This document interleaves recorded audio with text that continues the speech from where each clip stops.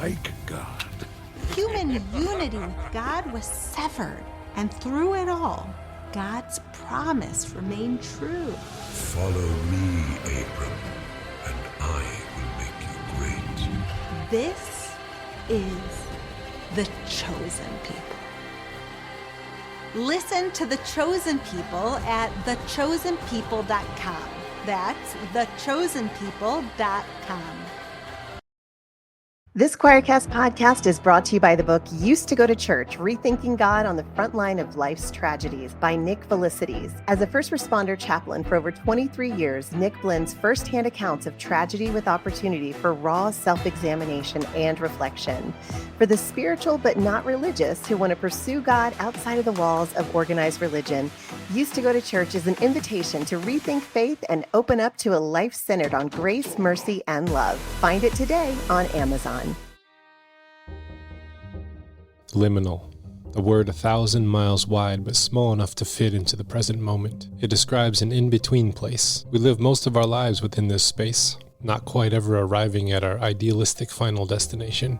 We spend so much of our energies on our best impersonation of who we wish we were, until we can't. But in sneaks a dark night of the soul, or perhaps a mystical experience. Our way of being has an error loop introduced. Today we call that deconstruction. Welcome to the Liminal Living Podcast, where we teach you how to be here, how to traverse these spaces, and where we can go if we remain humble, open, and honest.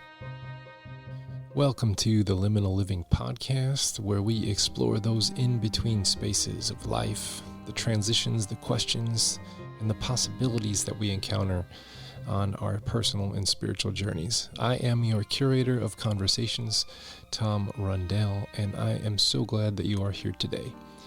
Now, you can head on over to YouTube and watch the video of any of these conversations that I have on a weekly basis, or you can just stick around here and listen to the audio as well.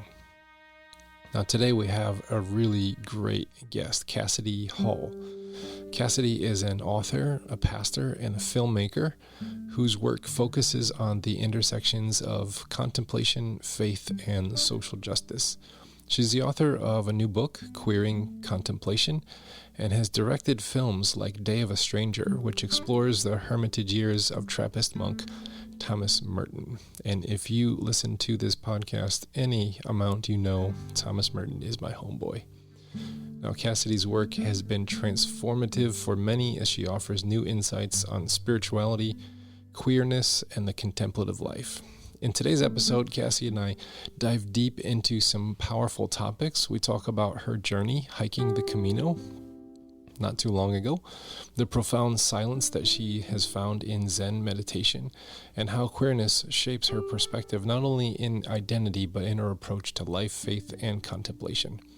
Cassidy shares how she, quote, broke up with Thomas Merton while still honoring his wisdom, and how her book, Queering Contemplation, reclaims space for marginalized voices in the contemplative tradition. It's a conversation that is full of wisdom and nuance and honesty and deep reflection. So I hope you enjoy this conversation. Without further ado, here is my conversation with Cassidy Hall. Cassidy Hall, welcome to the Liminal Living Podcast. It's wonderful to finally make your acquaintance today. Thank you. It's so great to be with you, finally. I really appreciate it. Yeah, you had to do some cancelization. I think I actually had to move us around before that. But now we have finally made the connection on this side, and I'm excited to talk to you. Likewise. Well, you mentioned my background right before, as I was hitting record. You're like, I like your background.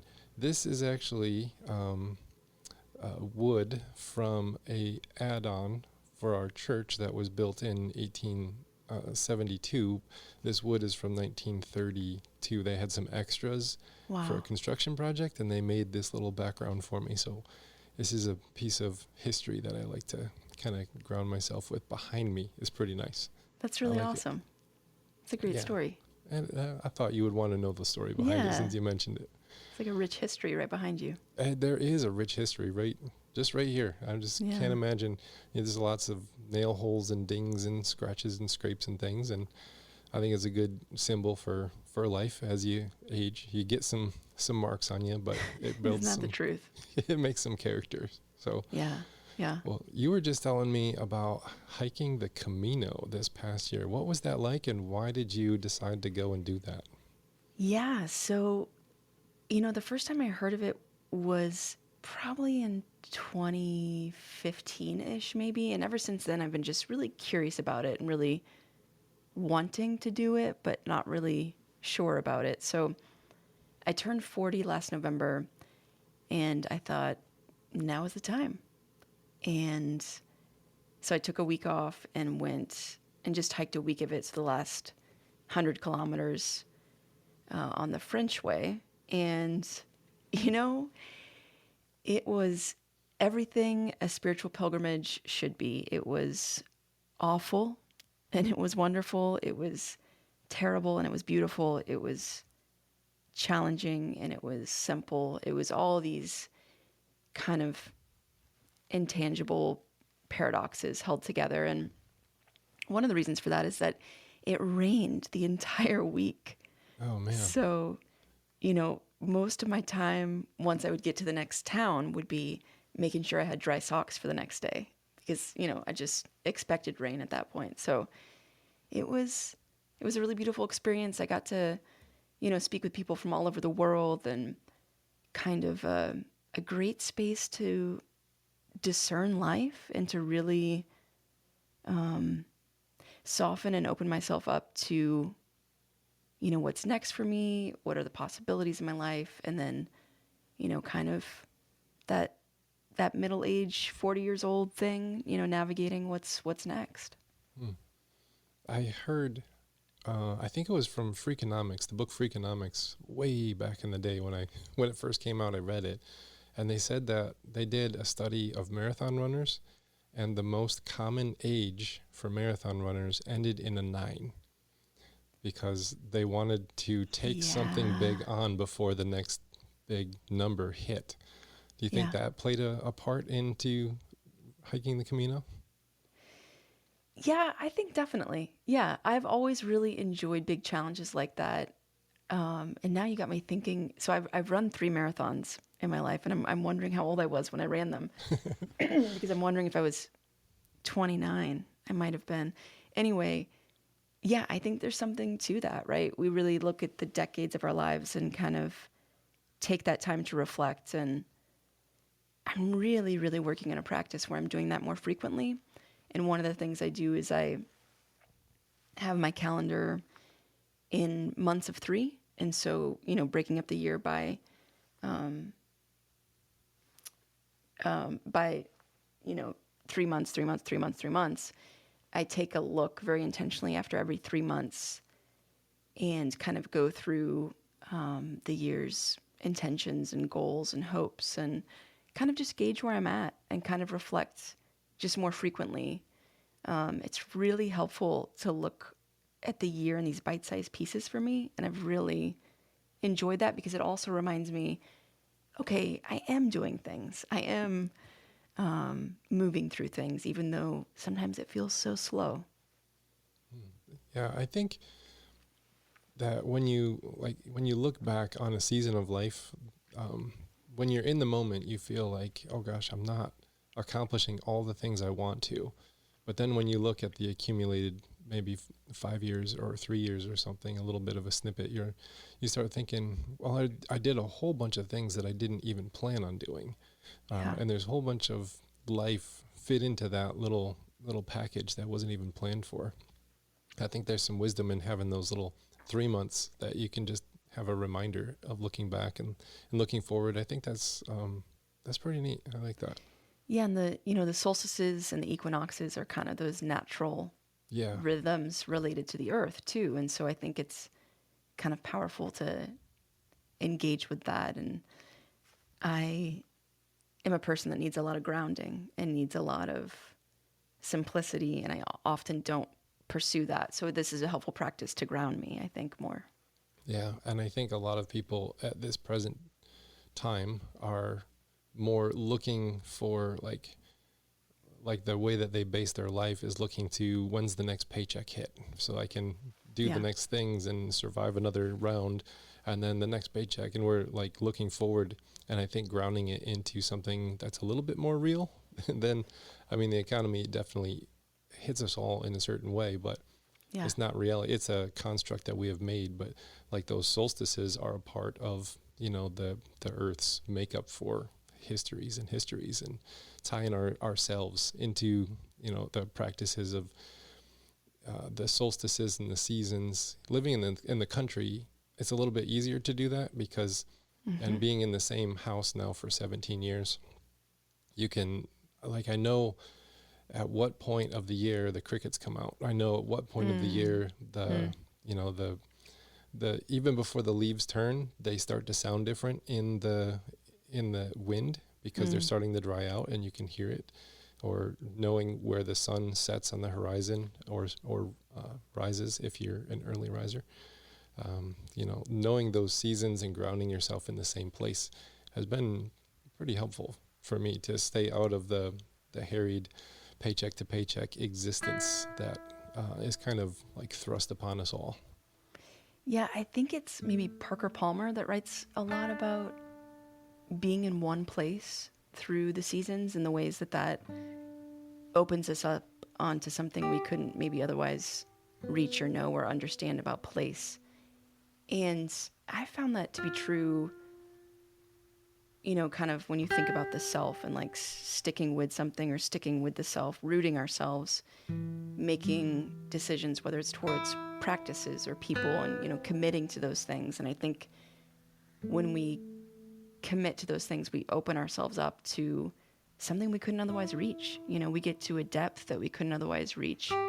I think a lot about some of the monks that I've talked to at different monasteries, you know, and their commitment to place and their commitment to place and to prayer, and the ways that they've spoken to me about, like, kind of reaching this depth that they couldn't see themselves reaching through another way of life. You know, that was their choice of commitment of place.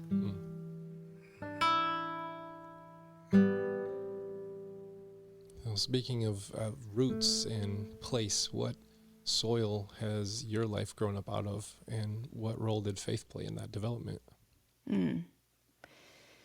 Yeah, so I grew up in Middle America in Ames, Iowa, and come from a family of, there's 4 kids. I'm the youngest of 4.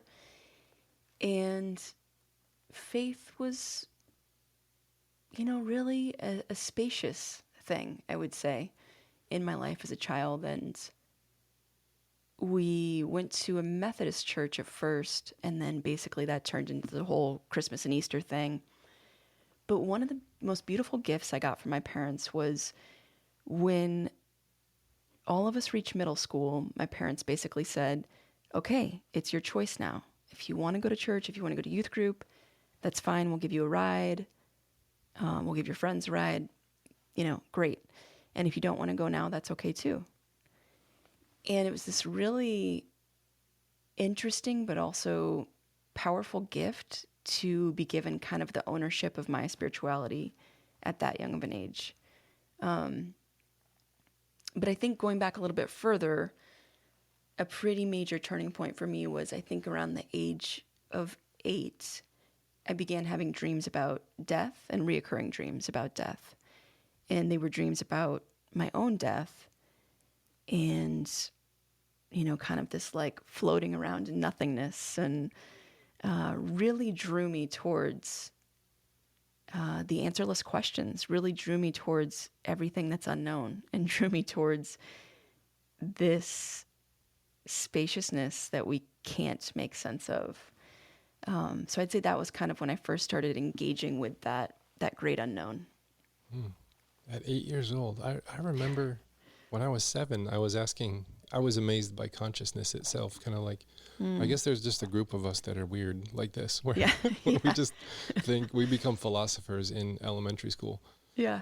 So yeah, I can kind of relate to that. Just walking around, I think it was Sam's Club with my parents, and being like, oh my gosh, like, I exist. This is weird. What is existence? Just being amazed at like consciousness itself. A spiritual experience in Sam's Club is pretty awesome. Yeah, but also being deathly afraid of like the forklifts. Whenever I would hear the beeping, I'd be like, "We got to get out of here. We can run. They're going to run us over." Yeah, yeah. So that shows you I was still very young, 7 years old, I think. But those dreams that were just kind of recurring. What kind of questions were you asking when you were 8 that kind of brought up these dreams, or even stemmed out of the dreams? Yeah, I think a lot of the questions were kind of the general what's life, what's next, what happens when we die. And it's interesting because I had been told in church spaces what happens when we die. And I put that in air quotes because we don't really know. And yet my 8-year-old mind wanted to dive in deeper, I guess, and wanted to really wasn't accepting of easy answers and was not accepting of canned responses to things. I think just because something in me innately knew that there was something so beautifully inexplicable and so marvelously untamable that we could not contain it in words. We could not imagine it or hold it or understand it.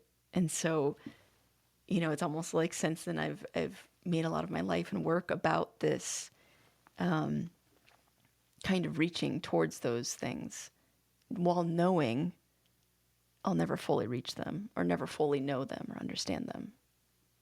That's very philosophical. I'm teaching philosophy to high school students right now Yeah. in a homeschool co-op that we run, Okay. inclusive homeschool co-op. And Yeah.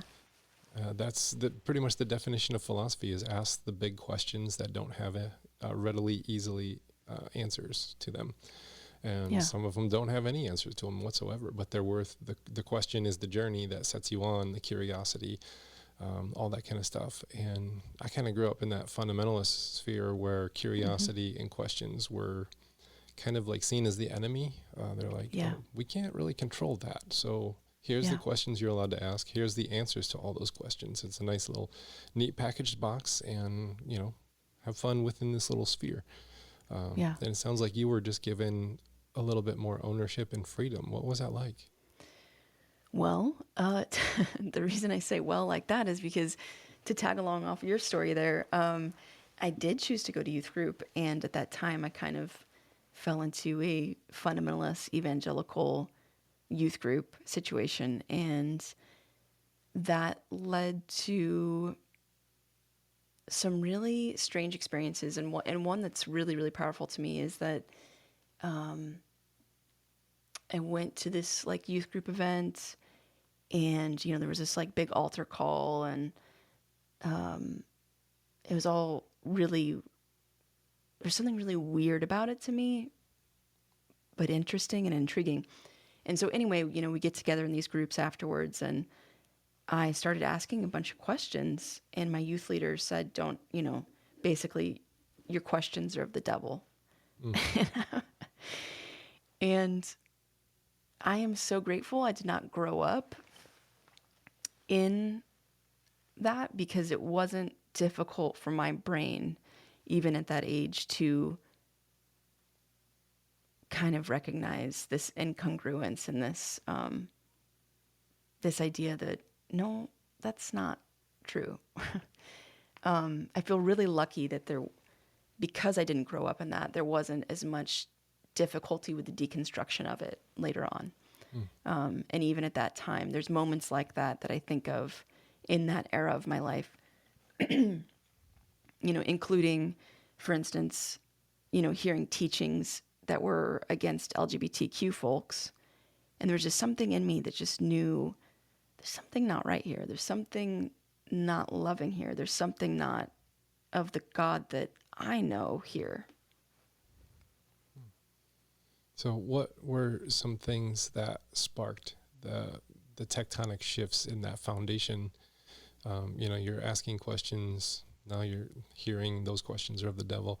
Was there something that finally like sparked you on, now I'm in this phase called deconstruction, even if you didn't call it that, but I gotta kind of dive in to the engine of this thing and just find out what's going on inside of here? Yeah, I think I think a lot of that started slowly happening. I would say as early as that, as early as, your questions are the devil. And I think there was something slowly internally happening in me where I was kind of clearly started distancing myself from this while reaping the benefits of that sense of belonging and that sense of, family and home in terms of the camaraderie of those faith spaces. And I think, at some point, I think maybe in high school, I started distancing myself more in terms of just not being a regular part of my life. So I was more involved in art in high school, I would say, and more involved in sports and those kinds of things. But in terms of really digging deeply into it, I think there were some pretty key moments in college where I was really releasing myself from those expectations. And I remember another encounter with someone, from my church at the time who knew I wasn't going to church, right? And basically told me that I couldn't have a faith without being engaged with the church or something like that. These kinds of things that I'm just like, okay, thanks so much for the talk. And again, really unloving, really unwelcoming, really unkind. And one of the significant things that happened after college, eventually I went on and became a counselor, substance abuse counselor. And it was at that time when I started reading Thomas Merton, who's a Trappist monk, and I started reading New Seeds of Contemplation. And in that book, he has an essay titled Integrity. And he writes, "Many poets are not poets for the same reason many religious people are not saints. They never succeed in being themselves." And so this whole idea of the true self really spoke to me, because not only was I just not fitting anywhere spiritually, I also felt I wasn't fully out as a queer woman, and there was these things about myself and my true self that I just wasn't expressing and living out in the world. And I would say that was a pretty major shift and pivot when I recognized, okay, there can be congruence here. I can be my full true self and have this spirituality, have this faith.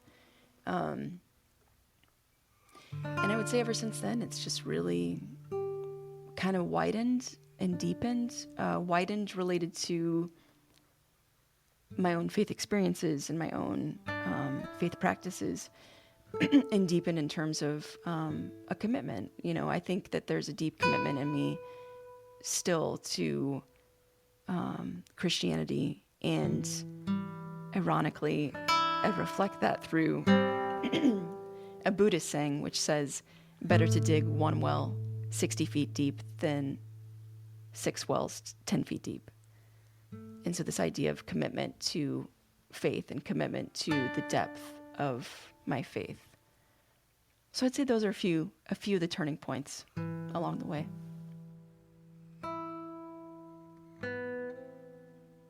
I mean, you mentioned Thomas Merton, and I've been a huge fan of Merton. For I think about 15 years, I found his work, The Inner Experience, was the very first one that I read. So I'm like diving into the deep end right away with Merton. Yeah. And I couldn't get past chapter 1. I just kept going back and rereading it and thinking how profound this is. And I also remember being angry a little bit because I had been a Christian for so long and nobody ever even let me in that this was even a part of the faith. Yeah. It was all about answers. It was all about converting people, convincing them, and then conforming them to a prefabricated mold that is kind of pre-approved and all that kind of stuff. And then you read Thomas Merton and it just says, no, actually that's the problem, and blows that whole thing up. I just remember being both sucked in to this world of Thomas Merton. I actually have a T-shirt that someone made me that says Thomas Merton is my homeboy. And Nice. just sucked into this world, and also at the same time, like, then processing my anger at the fundamentalists, and I still have that. I'm still processing through anger at decades later, at the fundamentalist tradition, that I just see now the harm that it can do psychologically and emotionally and spirit, and then do these things in the name of God. And then here Merton is calling things out, and I just, man, he just helped me into this world of contemplation that I had since 7, being like amazed at the experience of consciousness. Like, I just had this natural bent for, and then he just kind of opened the door and said, there's an entire world here. And I thought that was amazing. What kind of things did Merton teach you? Where did you go with I know that you've done some work with making some films and things with the Merton Society. So I just talked about your work there. Sure. Yeah. I think also at the time, a similar influence was poetry. I think that's when I really got into poetry, and the way poetry holds questions, and the way poetry, the way you can read poetry and not know what the poet's intention was, not know what it was supposed to be. I mean, you can know what it was for you, but I think there's something so spacious about poetry, and it was refreshing to me to encounter text that was so, much like Merton, much like the ways that he kind of is holding the questions with us. I think poetry started doing that for me too. So after I started reading him, I went to visit Gethsemane Abbey in Kentucky and stayed for a long weekend, fell in love with it, fell in love with the silence and the solitude, eventually came back to work, put in my 30-day notice, and traveled to all 17 Trappist monasteries at the time. And so there was a really big pivot in my life after reading Merton, and that really led me on a path to this really different way of being in the world. And I would say one of the biggest things, again, is the way he talks about the true self concept.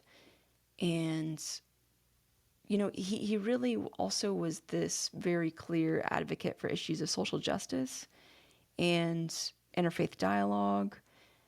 He was friends with D.T. Suzuki, the Dalai Lama, corresponded and was going to have a retreat with Dr. Martin Luther King. He was friends with, or corresponded with, Rachel Carson, Dr. Abraham Heschel. He modeled so much about the unity of the faith experience, and I think that was something I was really attracted to also. Recognizing, that we have far more similarities than differences. There's so much unity and similarities there all across the board. And I really, I think between the true self thing, the interfaith dialogue, and the speaking to issues of social justice, that was really the primary things that transformed my own faith in reading Merton and encountering Merton. And so when I moved to Los Angeles and started doing documentary filmmaking, my colleague Patrick Shen, who directed In Pursuit of Silence, who I worked on that with, he and I decided to do a film called Day of a Stranger, which is a film about Thomas Merton's hermitage years, because I came across this audio at the Thomas Merton Center that was just Thomas Merton kind of stream of consciousness in his hermitage, kind of bantering. And it was really, really interesting. And I came to find out that there were probably around or over 150 hours worth of audio that he recorded in his hermitage, right, alone. So I started listening to these and started kind of considering, okay, what would this look like in a film? And so I directed a film that was filmed inside and just right inside and right outside the Hermitage space in Kentucky, and used his audio over those sights and sounds, and created a really interesting contemplative piece, I guess. Nice. Yeah, I remember the day I found out that Merton audio existed. I just thought I didn't know this. And Right. I bought. I think I bought. It was the Prophet's Freedom, a teaching that he did to some nuns about the Prophet's Freedom. And then I'm looking and I'm like, there's so many more of these, and it was like he was podcasting before it was cool. Like, this is Right. this is really neat. I had no idea, and to hear him talk and to hear him laugh, and to hear his humanity in jokes, and then like now that voice is in my head whenever I do read Merton. I can hear him now, and so I'm just so glad that he made those recordings. So you've done a lot of work with Merton, but you talk about in your book kind of running up to the wall and being like, I need to now, I guess, kiss Merton goodbye. And you have a moment at a graveside, his grave. Can you tell us a little bit about what went into that, why you went there, and what has been the result? Yeah, so I was showing the film once in Kentucky to a group of folks, and it was this great showing, really great conversation afterwards. And one question I got that I kept getting everywhere I showed the film was, how do we make sure people don't forget Merton? How do we make sure that the younger generation learns about Merton?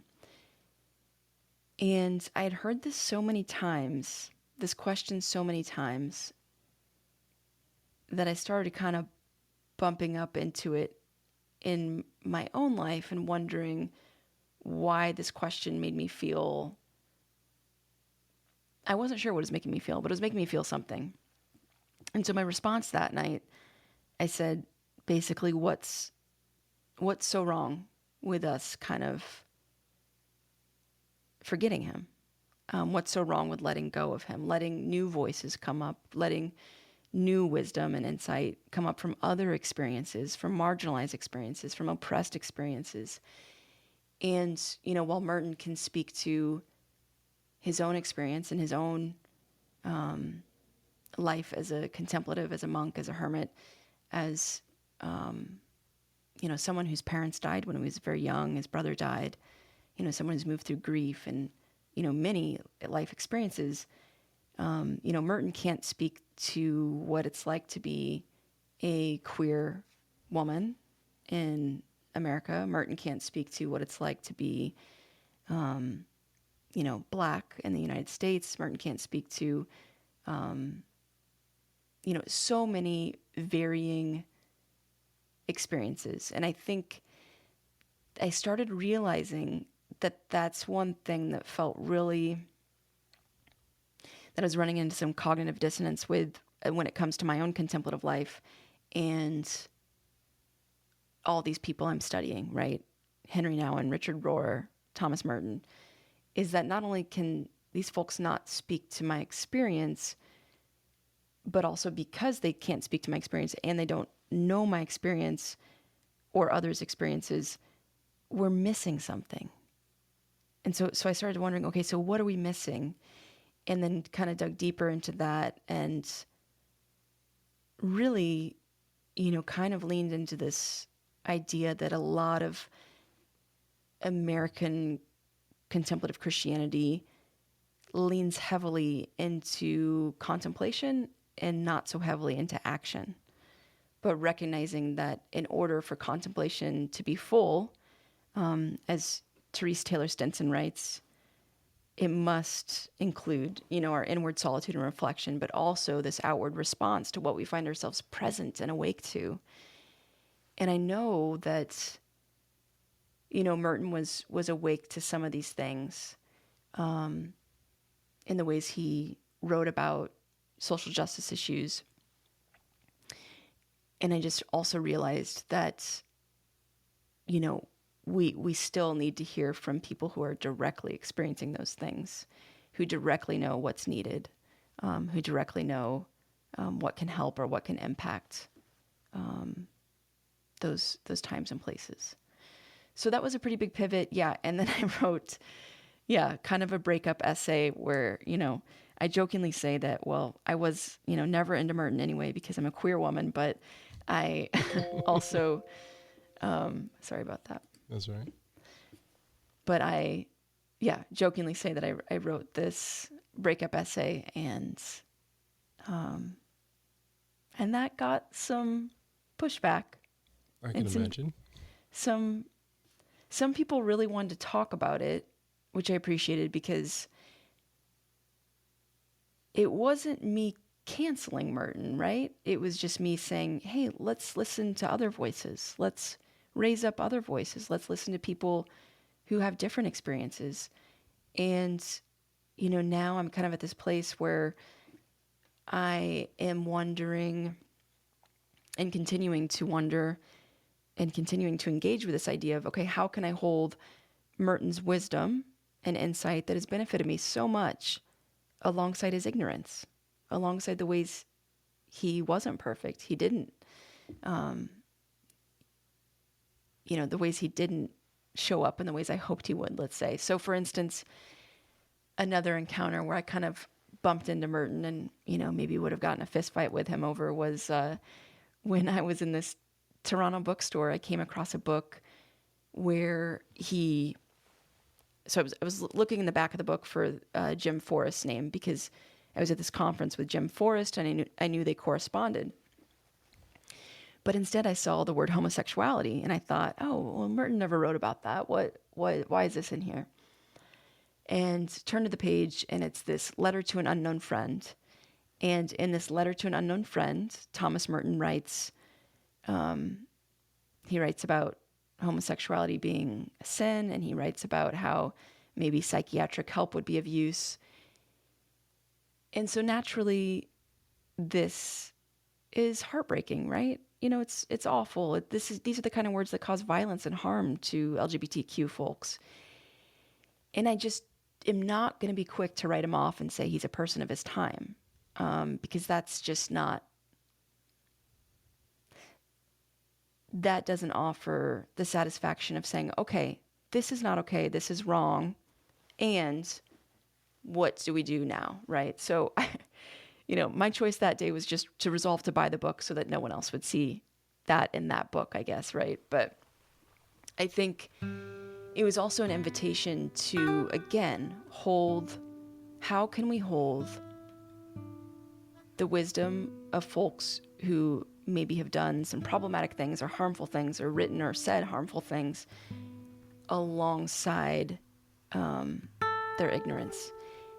And I think it's just a really important thing to reflect on, because it's a different answer for everyone. I mean, for some people, maybe they do need to write off Merton altogether. Maybe that is what they need to do for their own well-being. And for me, it was something different. For me, it was to almost engage more deeply with the fullness of his humanity, and to also, for me, to recognize, okay, I hope in 50 years people are correcting my writing or the way I was thinking, and kind of just holding that in this continual question that, again, will never be, answered.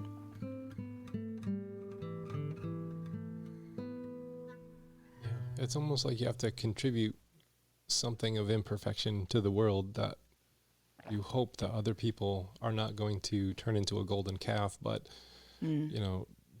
take it further and correct where we were wrong, and then, contextualize it for the next era and what that looks like. I remember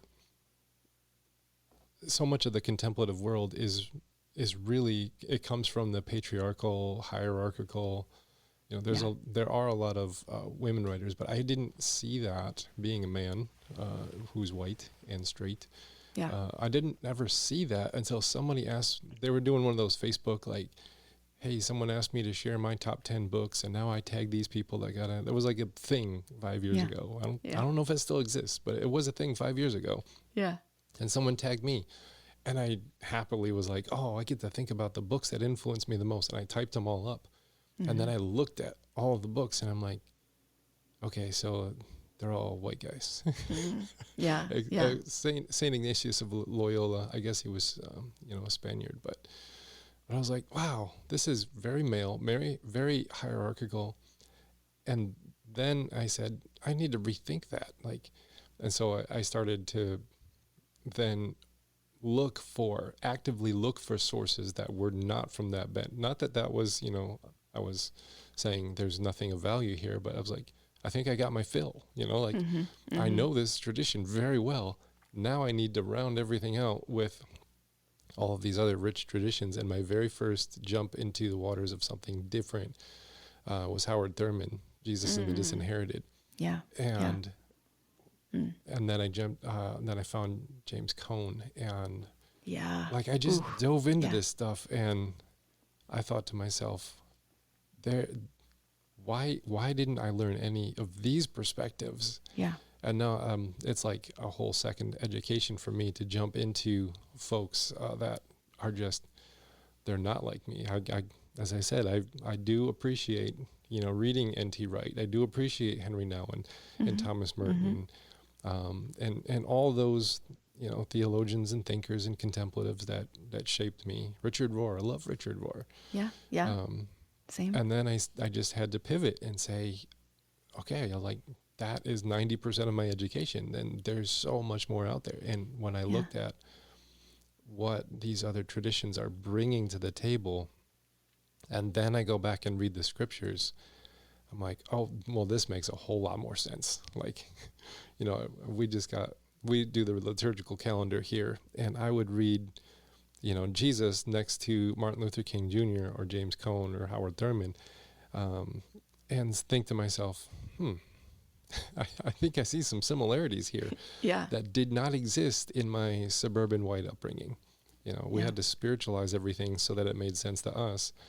But, the people who are on the fringes, they really understand Jesus' teaching in a way that I couldn't. And I had to go back to school, in a sense, and have different teachers. And I'm still, there's some things from the feminine perspective that I'm exploring even more now, through womanist theologies, and now, and your book opened up the door for the queer theologies and the queer perspectives on things. How would you define, your book Queering Contemplation?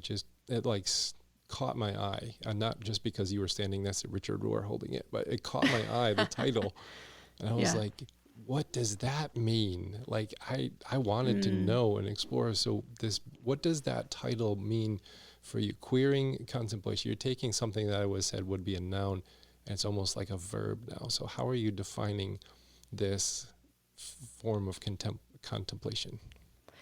Yeah. So in the book I write, queer is not only related to my sexuality, but it's also the way I tilt my head to look at the world. A few other definitions of queer that I really love include the Reverend Dr. Pamela Lightsey, who wrote A Queer Womanist Theology. And she says, to say that I'm queer is not only my self-identity, it is also my active engagement against heteronormativity. So, right, this identity being against forces of domination, against, those things that take us away from love. And so queering, for me, is about seeing differently, seeing beyond what is for what could be, or seeing things anew. And the irony of that is that contemplative life has also done that for me. Through contemplative life, I see differently. I look at things differently. I also am more curious about, beyond what I'm seeing or experiencing. And so in many ways, queering contemplation is not only about seeing contemplation differently, but also about redeeming its innate queerness, redeeming its innate beauty and vastness. And along with that, I will say that for me, it's also about redeeming its strangeness, redeeming its oddity, redeeming the ways we are not, typical in the world. And I think, we live a life surrounded by norms, and these norms of life scripts, like what we're told to do, how we're told to live. And contemplative life is not a norm, right? Just like queerness, right? Heteronormativity is this script we're given, but queerness, says, that's not the life script for me. And so I think it felt like a natural pairing for me because of my own queer experience of contemplation. I just really saw them in company with each other. We're taking a quick break here mid-show to let you know of an opportunity that Choir is offering. Are you deconstructing your faith? It's tough, believe me, I know, I've done it. But what if you didn't have to do it alone? Imagine having guides like Jim Palmer, Kristen Dumais, Jennifer Knapp, Brad Jerzak, Brian Zahn, Paul Young, and more by your side to help. I know I would have loved that on my journey. Well, now you can. Head on over to choiracademy.com, link will be in the show notes, and register for their Square 2 class using the promo code LIMINAL, and you will get 10% off.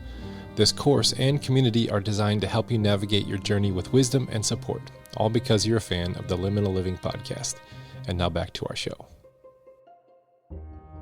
I like how you are broadening the definition and taking it from what would be just sexual orientation, and you're saying no, it's so much broader than that. It's my identity, it's how I see the world. It's not my nounness, it's my verbness, it's how my being.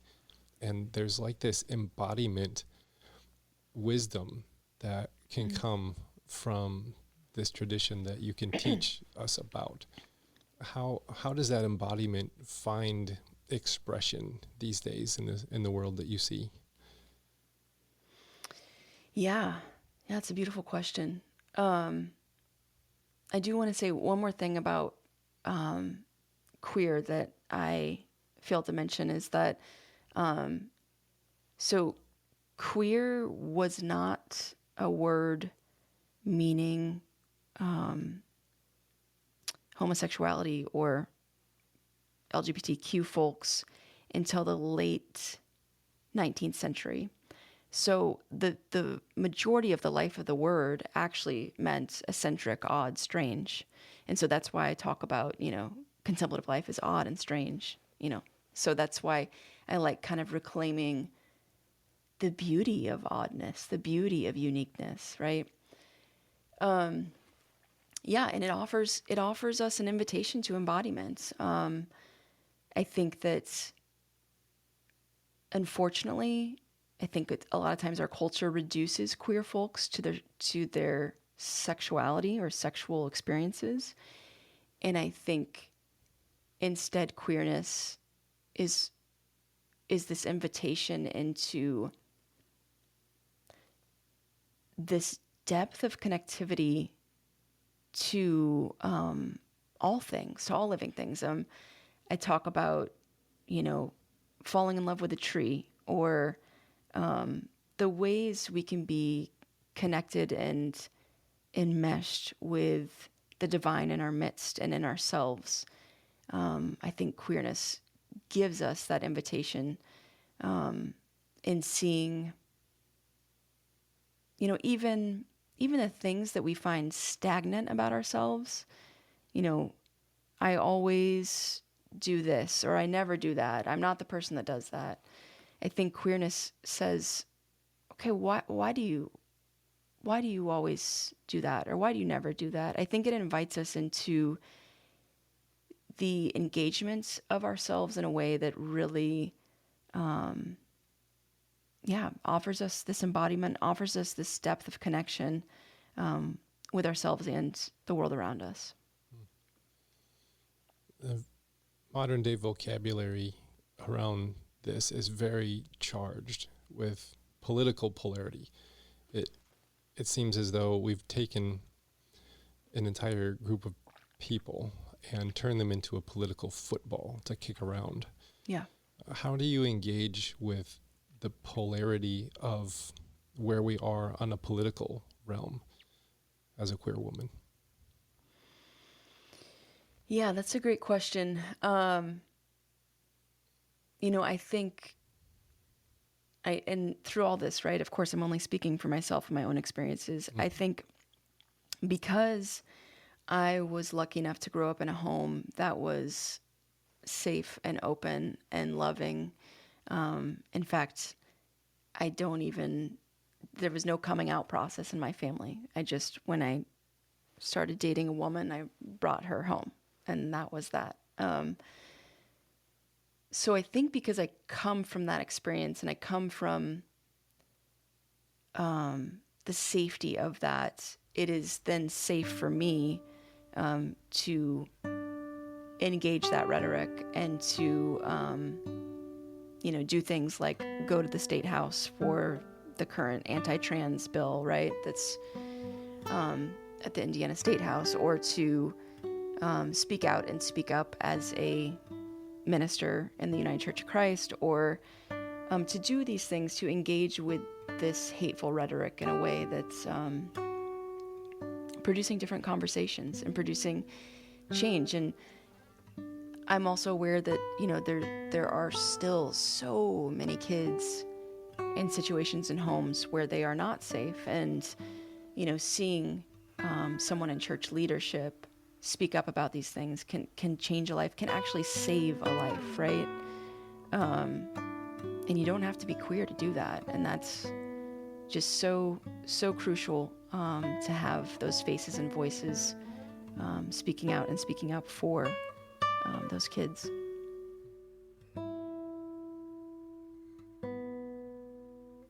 What do you think we're so afraid of in giving people a voice? Why is it so hot topic? I mean, I think we're all scared of what we don't understand. And I think, I love things I don't understand, but that could be because I'm an Enneagram 5. And I just am curious about everything and want to understand. But I think so much fear is driven by what we don't understand. And there's so much hate that is driven by these assumptions. Because we all hear these stories also of people changing once they know someone, once they really have someone in their life or they understand someone. And I think that when we actually engage with something and are willing to understand it, we soften, so maybe for me, that's, having a conversation with my conservative neighbor who doesn't vote politically like I do, and softening towards them, right? And remembering my own experience with being a conservative evangelical Christian. And, this is not a statement of being better than someone or anything like that. It's just a statement of like wanting to understand each other. And we can't care for each other if we don't understand each other. But yeah, I think so much fear and I think so much certitude, false certitude, is born of this just not willingness to listen and to understand each other. I mean, and we have that modeled for us in politics of how to not listen and how to just make stuff up. Yeah. In my conversations with my conservative friends, I do notice a fear of, what they call the slippery slope. Yeah. Right. Well, as soon as we give this person a voice, then all of a sudden that opens the door for all of this. Yeah. And that's a major fear I see is that it's almost a fear of the unknown instead of a curiousness about the unknown. But I think the false structure says, well, the white male conservative patriarchal way is the best way, and if we start allowing these other voices to start speaking, then that falls apart. And so now we're seeing like a resurgence of rage and fear and shame in these modern political movements that is really, I don't see it as something that can sustain long term, but it can do a lot of damage in the meantime. Yeah. What is giving you hope right now in these darker times we find ourselves in? Yeah, it's a great, beautiful question, important question. Yeah, just to say one more thing about that, I think that knowing, that need to know, right, is, this, like, going back to earlier in our conversation, this, like, needing to know what happens to me after death, needing to know, that Jesus really resurrected, or that Mary was a virgin, or needing to know and assuming those things to be known, I think is also just,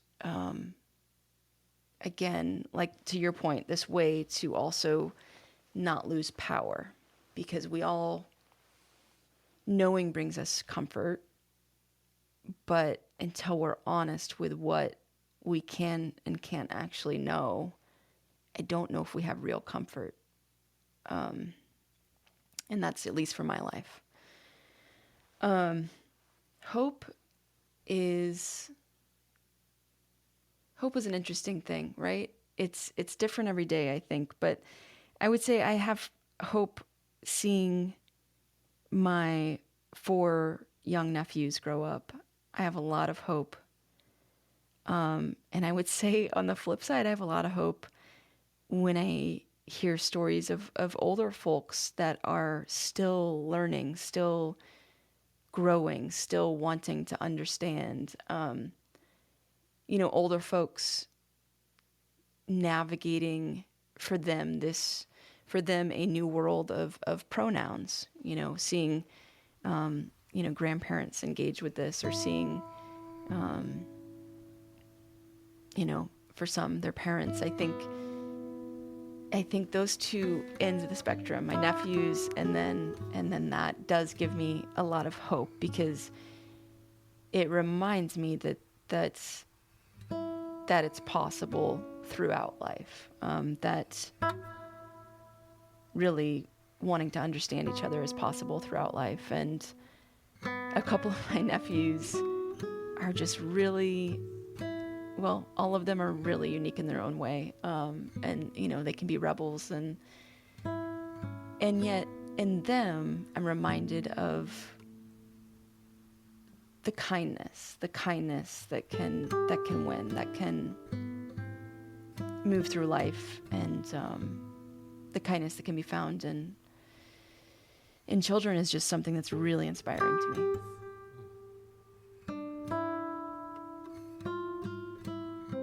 That's a good answer. When I ask people that question, I notice how localized the answers get. The despair comes from this grand meta-narrative that is like the political jargons being thrown at us. The world is ending. If this political candidate it's the end of America, all this stuff. And then I ask, what's bringing you hope? And they're like, oh, my significant other, my partner, my spouse, my kids, they bring it down. And I wonder if there is something to be said about rooting ourselves in a locality, in a place that we're losing because we are so plugged into the cloud all the time. About national sports. We don't know like local sports players anymore, because national sports and national news and national this and national that. And I think we're missing, it's like a domicide, even though we are American in air quotes. We have towns we live in, neighborhoods we live in, families we're a part of, and we're caught up in being plugged in to the clouds so much, and the national language and narratives that are spewing our way that we miss the ground beneath our feet, I think. Yeah. So, yeah. Yeah, I think there's something to that.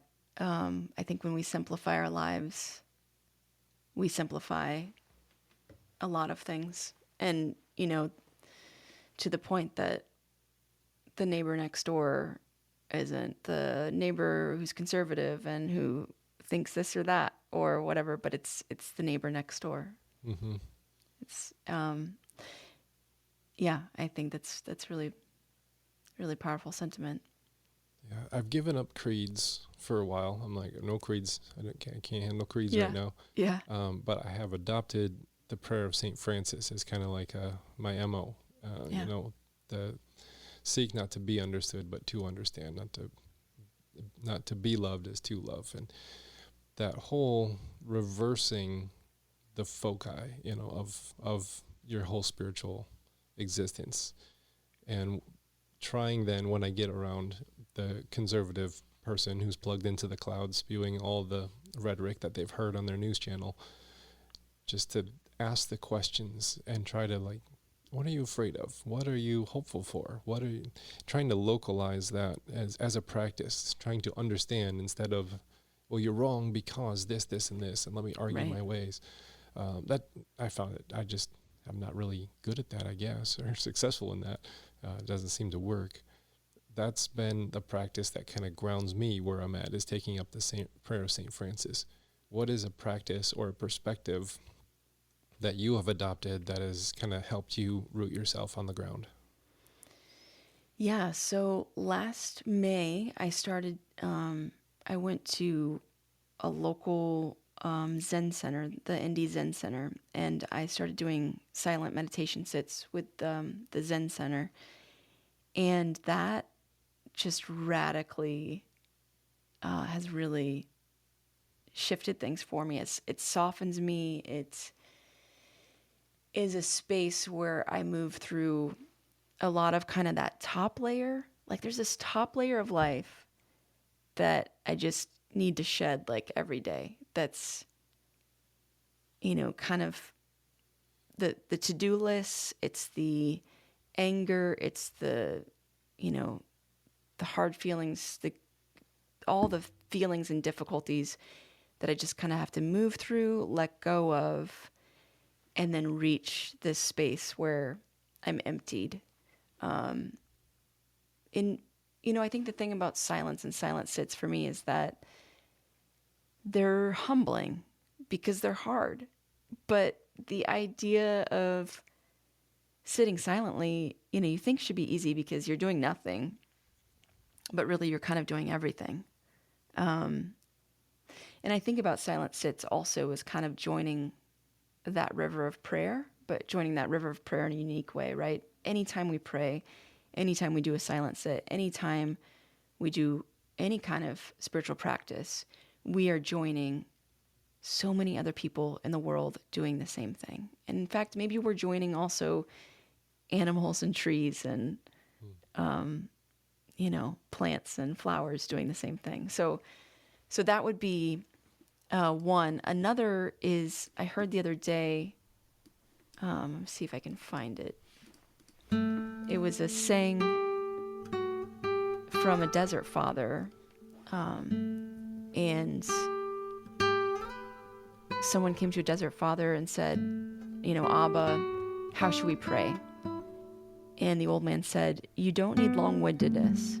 Just reach out to love and say, love as you wish.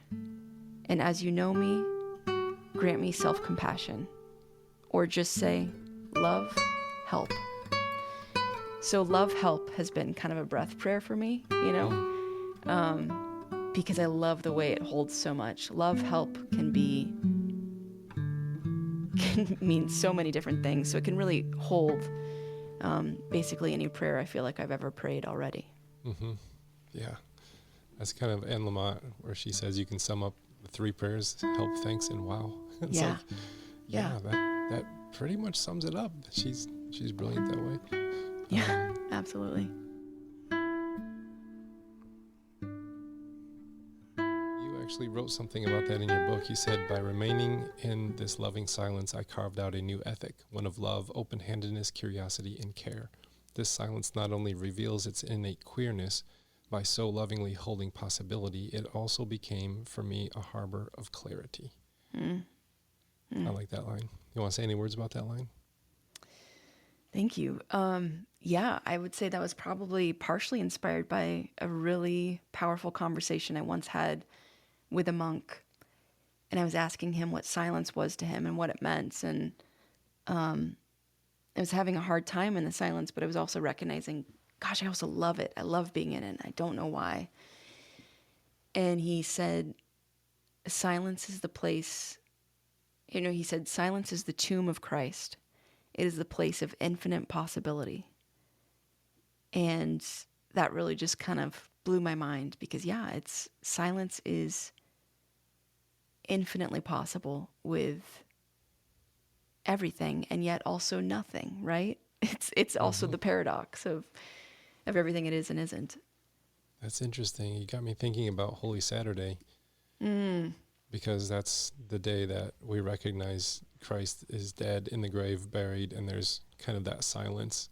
And it's before resurrection and Easter and all of the theologies and church and everything that's going to be built on all of that structure for 2,000 millennia since that moment.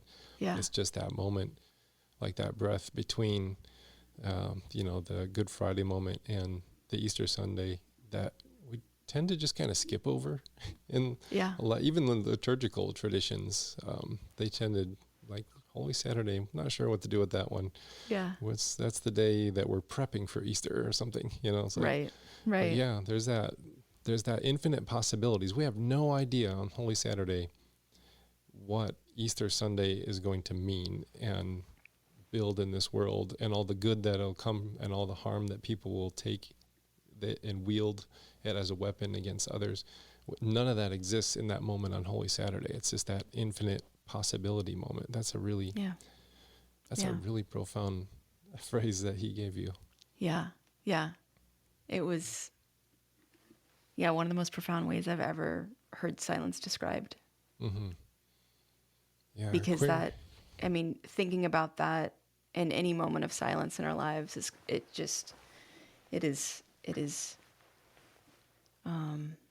pregnant. It is pregnant silence, right? It's, so much is possible. Anything is possible.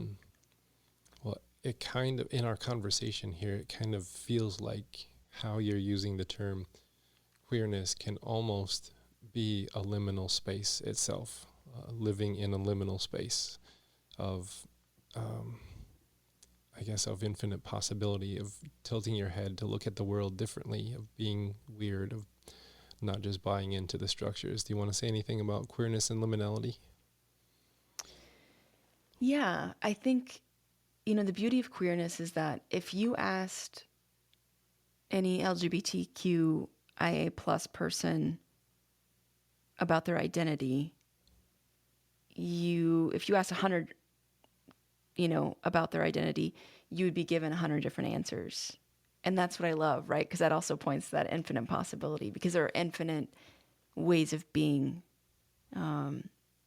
who anyone is. And so I think there's this liminality that reveals possibility, but I also think there's a liminality offered in being distant from norms and being antithetical to norms in the ways that it's a new space. It's a space that's not expected. It's a space that's not told or maybe even modeled for people. So I think in that way, queer folks offer liminality by not only their embodied presence, but also by their embodied presence are offering liminality as an invitation to other people to question their own maybe norms they yield to or expectations they yield to. Well, I have learned a lot in our conversation today. It's been a joy to talk to you, Cassidy. where would you like to send folks to connect with your work and buy your book? Sure, yeah. You can find some writing at CassidyHall.com, and you can find me on Instagram at CassHall. I'm very inactive on other things because it's just hard to do it all, don't you think? Mm-hmm. I gave up Instagram because I guess I'm old and I can't figure that out, but I know Facebook. So You're stay on over Facebook, there. okay. I'm also on Facebook, yes. All right. Well, I'll include those links down in the show notes so people can just click on them. And, Awesome. Is there a preferred place that you'd send people to buy your book, or just go find it? I mean, kind of their preferred place, but I mean, I usually suggest Bookshop, also available on Amazon. So, yeah, those primary places, yeah. Well, thank you so much for coming on the show today and just having a wonderful conversation. I really enjoyed it. Likewise. It's really been great to connect. Thank you. And that wraps up today's episode of the Liminal Living Podcast. A huge thank you to Cassidy for such a thought-provoking, heart-opening conversation. I hope you found it as inspiring as I did.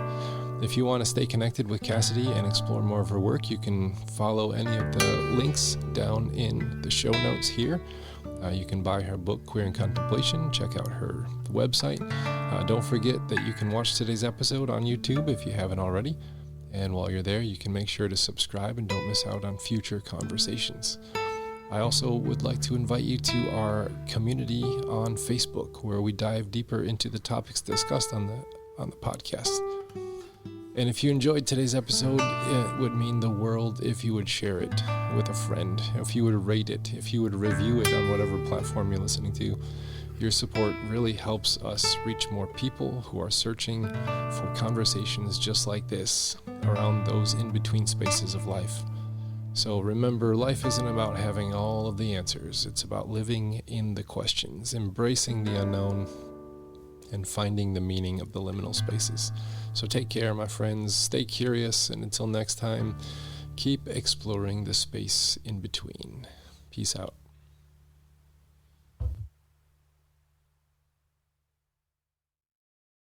You will be like God. Human unity with God was severed, and through it all, God's promise remained true. Follow me, Abram, and I will make you great. This is the chosen people. Listen to the chosen people at thechosenpeople.com. That's thechosenpeople.com.